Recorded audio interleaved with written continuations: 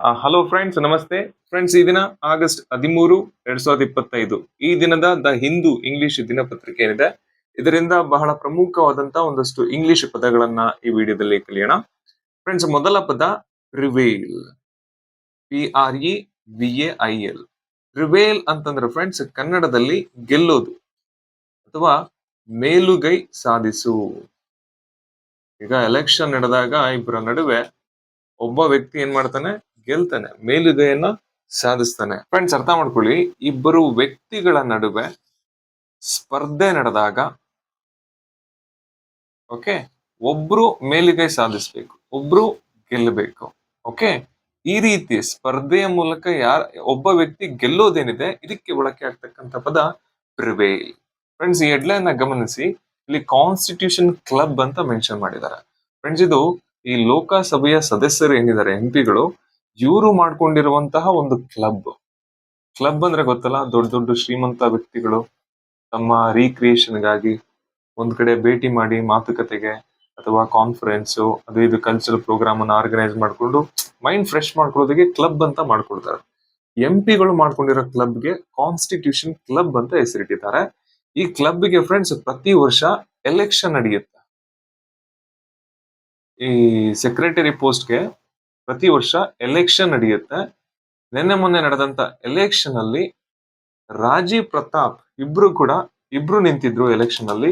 ಇಬ್ರು ಕೂಡ BJP ಪಕ್ಷದವರೇ, BJP versus BJP. ಈ ಎಲೆಕ್ಷನ್ ಅಲ್ಲಿ, ಈ ಸ್ಪರ್ಧೆಯಲ್ಲಿ ರಾಜೀವ್ ಪ್ರತಾಪ್ ಅನ್ನುವಂಥವರು ಮೇಲುಗೈ ಸಾಧಿಸಿದ್ದಾರೆ. ಪ್ರಿವೇಲ್.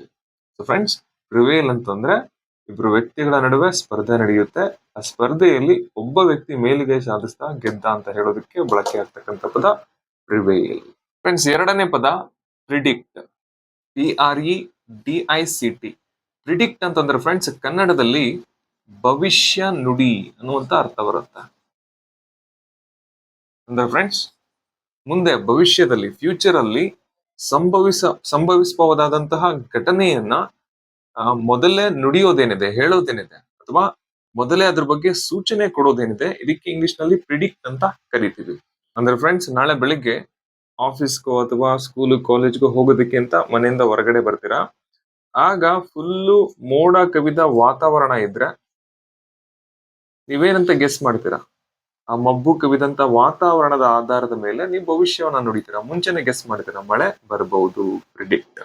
ಫ್ರೆಂಡ್ಸ್, ಈ ಹೆಡ್ಲೈನ್ ನ ಗಮನಿಸಿ, ಇಲ್ಲಿ IMD, ಇಂಡಿಯನ್ ಮೆಟೀರಿಯರಾಲಜಿಕಲ್ ಡಿಪಾರ್ಟ್ಮೆಂಟ್, ಅಂದ್ರೆ ಭಾರತದಲ್ಲಿ ಹವಾಮಾನದ ಬಗ್ಗೆ, ಮಳೆಯ ಬಗ್ಗೆ ಮಾಹಿತಿ ನೀಡತಕ್ಕಂತ ಒಂದು ಡಿಪಾರ್ಟ್ಮೆಂಟ್, ಒಂದು ಸಂಸ್ಥೆ.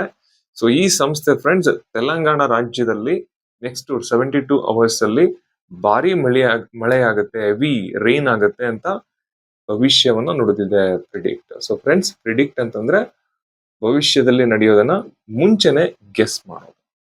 ಫ್ರೆಂಡ್ಸ್, ನೆಕ್ಸ್ಟ್ ಪದಗಳು ಒಂದೇ ಹೆಡ್ಲೈನ್ ನಲ್ಲಿ ಎರಡು ಪದಗಳಿದೆ. ಮೂರನೇದು ಅನ್ಲೀಶ್.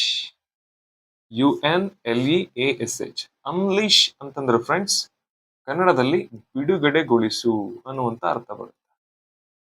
ರಿಲೀಸ್, ಬಿಡುಗಡೆಗೊಳಿಸು. ಫ್ರೆಂಡ್ಸ್, ಈಗ ನಿಮ್ಮ ಒಬ್ಬ ಫ್ರೆಂಡ್ ಮೇಲೆ ನಿಮಗೆ ಕೋಪ ಬರುತ್ತೆ. ಓಕೆ, ಒಂದು ವಾರ ಆ ಕೋಪನ ನೀವು ಕಂಟ್ರೋಲ್ ಮಾಡಿ ಇಟ್ಕೊಳ್ತೀರ. ಓಕೆ, ಸೊ ಕೋಪ ಅನ್ನೋದು ಒಂದು ಎನರ್ಜಿ, ಒಂದು ನೆಗೆಟಿವ್ ಎನರ್ಜಿ. ಇದನ್ನ ನೀವು ಒಂದು ವಾರ ಕಂಟ್ರೋಲ್ ಮಾಡಿ ಅದುಮಿ ಇಟ್ಕೊಂಡ್ರಿ ನಿಮ್ಮ ಒಳಗಡೆ. ಇವತ್ತು ಆ ಕೋಪನ ಅನ್ಲೀಶ್ ಮಾಡಿದ್ರಿ, ಆ ಕೋಪನ ನೀವು ರಿಲೀಸ್ ಮಾಡಿದ್ರಿ, ಬಿಡುಗಡೆಗೊಳಿಸಿದ್ರಿ, ಸರಿಯಾಗಿ ಉಗಿದ್ರಿ ನಿಮ್ಮ ಫ್ರೆಂಡಿಗೆ. ಓಕೆ, ಸೊ ಈ ರೀತಿ ಕಂಟ್ರೋಲ್ ಮಾಡಿ ಇಟ್ಟಂತಹ ಒಂದು ಎನರ್ಜಿಯನ್ನ ಸಡನ್ ಆಗಿ ರಿಲೀಸ್ ಮಾಡೋದಕ್ಕೆ ಇಂಗ್ಲಿಷ್ ನಲ್ಲಿ ಅನ್ಲೀಶ್ ಅಂತ ಕರಿತೀವಿ. ಓಕೆ, ನೆಕ್ಸ್ಟ್ ಪದ ಫ್ರೆಂಡ್ಸ್ ಡೆವಸ್ಟೇಷನ್. DEVASTATION. ಡೆವಸ್ಟೇಷನ್ ಅಂತಂದ್ರೆ ಫ್ರೆಂಡ್ಸ್ ಕನ್ನಡದಲ್ಲಿ ಸರ್ವನಾಶ ಅಂತ ಕರಿತೀವಿ. ಸರ್ವನಾಶ. ಫ್ರೆಂಡ್ಸ್, ಯಾವುದಾದ್ರೂ ಒಂದು ಪ್ರದೇಶದಲ್ಲಿ ಭೂಕಂಪ ಆದ್ಮೇಲೆ, ಭೂಕಂಪನೋ ಅಥವಾ ಸುನಾಮಿನೋ ಅಥವಾ ಯುದ್ಧ ಆದ್ಮೇಲೆ ನೀವು ಆ ಸ್ಥಳಕ್ಕೆ ಭೇಟಿ ಕೊಡಿ ಫ್ರೆಂಡ್ಸ್. ಆ ಸ್ಥಳ ನಿಮಗೆ ಹೇಗ್ ಕಾಣಿಸುತ್ತೆ? ಅಲ್ಲಿ ಬಿಲ್ಡಿಂಗ್ ಗಳೆಲ್ಲ ಕುಸಿದು ಬಿದ್ದು ಸರ್ವನಾಶ ಆಗಿರುತ್ತೆ. ಓಕೆ, ಅಲ್ಲಿನ ವೆಹಿಕಲ್ಸ್ ಗಳೆಲ್ಲ ಅಸ್ತವ್ಯಸ್ತವಾಗಿ ಬಿದ್ದಿರುತ್ತೆ, ಮರ ಗಿಡಗಳೆಲ್ಲ ಸರ್ವನಾಶ ಆಗ್ಬಿಟ್ಟಿರುತ್ತೆ. ಆ ಸರ್ವನಾಶದ ಸೀನ್ ಏನಿದೆ, ಸನ್ನಿವೇಶ ಏನಿದೆ, ಅದಕ್ಕೆ ಇಂಗ್ಲಿಷ್ ನಲ್ಲಿ ಡೆವಸ್ಟೇಷನ್ ಅಂತ ಕರಿತೀವಿ. ಫ್ರೆಂಡ್ಸ್, ಈ ಹೆಡ್ಲೈನ್ ನ ಗಮನಿಸಿ. ಕಾಂಗ್ರೆಸ್ ಪಾರ್ಟಿ ಬಿಜೆಪಿ ಪಕ್ಷವನ್ನ ಟೀಕೆ ಮಾಡಿದ. ಪ್ರಿಯಾಂಕಾ ಗಾಂಧಿ ಅವರು, ಕಾಂಗ್ರೆಸ್ ಪಕ್ಷದವರು ಬಿಜೆಪಿಯನ್ನ ಟೀಕೆ ಮಾಡಿದರೆ ಕಾರಣ, ಇಸ್ರೇಲು ತನ್ನ ಯುದ್ಧದ ಸ್ಟ್ರಾಟಜಿಯನ್ನ, ತನ್ನ ಯುದ್ಧೋಪಕರಣಗಳನ್ನ ಪ್ಯಾಲೆಸ್ಟೈನ್ ಮೇಲೆ, ಗಾಜಾದ ಮೇಲೆ ಬಿಡುಗಡೆಗೊಳಿಸಿ, ಅನ್ಲೀಶ್ ಮಾಡಿ ಆ ಪ್ರದೇಶವನ್ನ, ಪ್ಯಾಲೆಸ್ಟೈನ್ ಅನ್ನ ಡೆವಸ್ಟೇಷನ್, ಸರ್ವನಾಶ ಮಾಡಿದ್ರು ಕೂಡ ಬಿಜೆಪಿ ಸರ್ಕಾರ ಒಂದೇ ಒಂದು ಪ್ರಶ್ನೆಯನ್ನ ಇಸ್ರೇಲ್ಗೆ ಕೇಳಿಲ್ಲ ಅಂತ ಕಾಂಗ್ರೆಸ್ ಪಾರ್ಟಿ ಟೀಕೆ ಮಾಡಿದೆ. ಫ್ರೆಂಡ್ಸ್, ಅನ್ಲೀಶ್ ಅಂತಂದ್ರೆ ಎನರ್ಜಿಯನ್ನ ಒಂದೇ ಸಮನೆ ಒಟ್ಟಿಗೆ ಬಿಡುಗಡೆಗೊಳಿಸೋದು. ಡೆವಸ್ಟೇಷನ್ ಅಂತಂದ್ರೆ ಸರ್ವನಾಶ. ಸೊ ಫ್ರೆಂಡ್ಸ್, ಈ ದಿನ ಆಗಸ್ಟ್ 13 ನಾವು ಈ 4 ಪದಗಳನ್ನ ಕಲ್ತ್ವಿ. ಮೊದಲನೇದು ಫ್ರೆಂಡ್ಸ್, ಪ್ರಿವೇಲ್ ಅಂತಂದ್ರೆ ಇಬ್ಬರು ವ್ಯಕ್ತಿಗಳ ನಡುವಿನ ಸ್ಪರ್ಧೆಯಲ್ಲಿ ಮೇಲುಗೈ ಸಾಧಿಸೋದು. ಎರಡನೇದು ಪ್ರಿಡಿಕ್ಟ್ ಅಂತಂದ್ರೆ ಭವಿಷ್ಯವನ್ನ ನುಡಿಯೋದು. ಮೂರನೇದು ಅನ್ಲೀಶ್, ಅನ್ಲೀಶ್ ಅಂತಂದ್ರೆ ಬಿಡುಗಡೆಗೊಳಿಸು. ನಾಲ್ಕನೇದು ಡೆವಸ್ಟೇಷನ್ ಅಂತಂದ್ರೆ ಫ್ರೆಂಡ್ಸ್ ಸರ್ವನಾಶ.